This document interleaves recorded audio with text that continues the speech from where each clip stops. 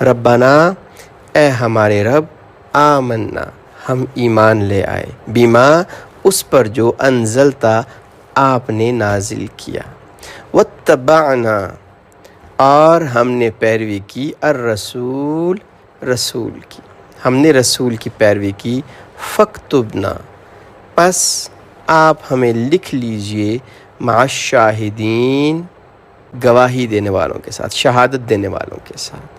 انہوں نے عیسیٰ علیہ السلام نے کہا اللہ کے رستے میں اللہ تک پہنچنے کے لیے، اللہ کے لیے میری مدد کون کرے گا؟ انہوں نے کہا جی ہم ہیں اللہ کی مدد کرنے والے، اللہ کے دین کی مدد کرنے والے، اور ہم کوئی بہت بڑی شخصیات نہیں ہیں، ہم تو فرما بردار ہیں۔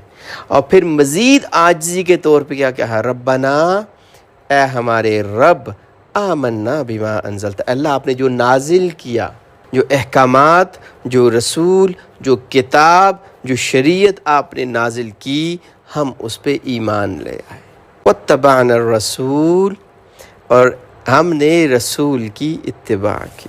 یعنی دونوں چیزیں یہاں پہ آ گئیں۔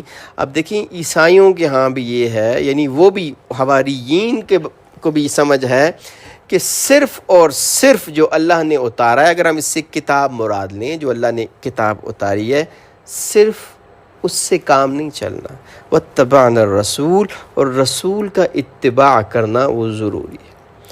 ہمارے ہاں ایک فرقہ ہے پاکستان میں بھی بہت، اور یہ بہت تیزی سے بڑھ رہا ہے، جن کو اہل القرآن کہتے ہیں۔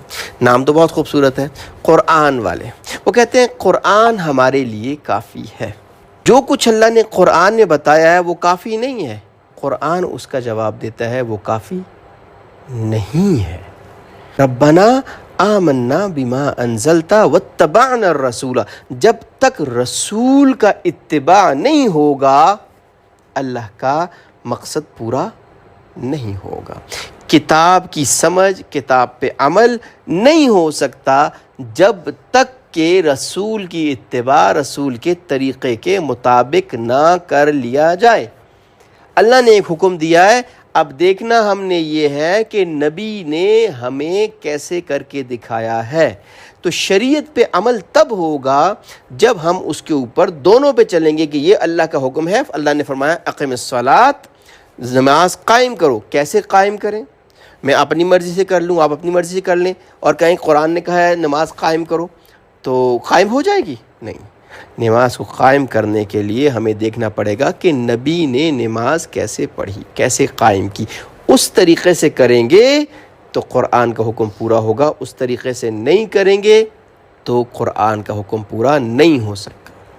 اور یہ بہت خوبصورت دعا ہے اور اس کو کرنی بھی چاہیے۔ ربنا آمنا بما انزلت واتبعنا الرسول فاکتبنا مع الشاہدین، اے اللہ ایمان لے آئے اس پر جو آپ نے اتارا، جو آپ نے حکم دیا، جو آپ نے کتاب اتاری، اس پہ ایمان لے آئے، اور جس طرح نبی نے کہا، جس طرح نبی نے کیا، اے اللہ ہم نے اس کا اتباع کیا۔ اتباع کے اندر ایک محبت کا جذبہ ہوتا ہے۔ ایک بات ہے جو گورنمنٹ آپ سے کہتی ہے کہ یہ کام کرو، ٹیچر آپ سے کہتا ہے یہ کام کرو۔ ایک ہوتا ہے جو ہم فورس کی وجہ سے کرتے ہیں، پولیس والے نے کہا یہ کام کرو۔ ایک ہوتی ہے جو ہم محبت میں کرتے ہیں، اتباع کے اندر محبت ہوتی ہے۔ ہم کوئی کام کرتے ہیں، کسی کے پیچھے چلتے ہیں، کسی کے طریقے پہ چلتے ہیں، اور اس کی وجہ محبت ہوتی ہے۔ ہم جب بھی کوئی کام کرتے ہیں وہ ضروری نہیں ہے کہ اس کے پیچھے محبت ہو، اس کے پیچھے ڈر بھی ہو سکتا ہے، اس کے پیچھے لالچ بھی ہو سکتی ہے، اس کے پیچھے کوئی مقصد اور غرض بھی ہو سکتی ہے، اور اس کے پیچھے کوئی محبت بھی ہو سکتی ہے۔ بہت سے ایسے کام جو ضروری نہیں ہیں، جو اللہ نے ضروری قرار نہیں دیے، جو اللہ کے نبی نے ضروری قرار نہیں دیے، لیکن ہم کیوں کرتے ہیں کہ میرے نبی ایسے کرتے تھے تو میں بھی ایسے کروں، میرا اللہ راضی ہو جائے تو اس لیے کرتے ہیں۔ مثلا نماز کے اندر سنت بھی ہوتے ہیں، فرض بھی ہوتے ہیں۔ فرض تو ضروری ہیں، لیکن سنت اور نوافل، خاص طور پہ نوافل، وہ آپ کی مرضی ہے، لیکن بہت سے لوگ کرتے ہیں، نوافل بھی پڑھتے ہیں، کچھ اس لیے پڑھتے ہیں کہ ثواب ملے گا، کچھ اس لیے پڑھتے ہیں کہ میرے نبی کرتے تھے تو میں بھی کروں۔ فاکتبنا مع الشاہدین، اللہ آپ بھی ہمیں گواہی دینے والوں میں سے، شہادت دینے والوں میں سے لکھ لیجیے۔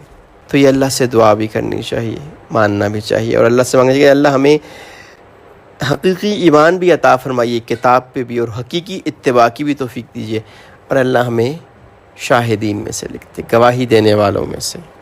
اللہ ہم کو عمل کی اور سمجھ کی توفیق عطا فرمائے۔